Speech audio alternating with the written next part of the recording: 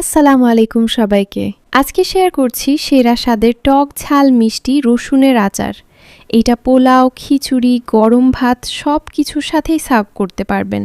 যারা আমার মতো পিকল লাভার তাদের জন্য এই রেসিপিটা একদমই পারফেক্ট। তো এখানে 1 কেজি রসুন ভালোভাবে ক্লিন করে নিয়েছি। একটা প্যানে নিয়ে নিলাম সরিষার তেল, এখানে হাফ কাপের চেয়ে একটু বেশি আছে। তারপর দিয়েছি 5 ফোড়ন, 1 টেবিল চামচ পরিমাণ। 5 ফোড়নটাকে কিছু সময় ভেজে এর মধ্যে অ্যাড করছি রসুন বাটা 1 টেবিল চামচ আর সরিষা বাটা 2 টেবিল চামচ পরিমাণ।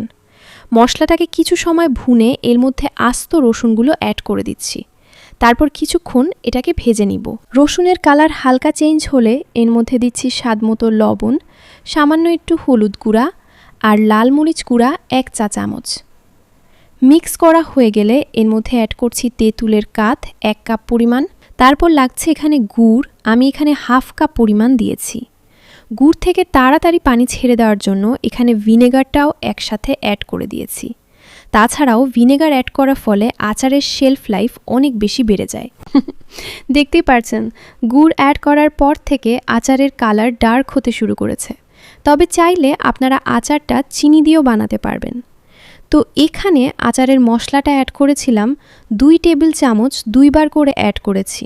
তারপর অ্যাড করছি এখানে বিট লবণ হাফ চা চামচ। তো আচারটাকে 10 মিনিট ঢাকনা দিয়ে কুক করে নিব।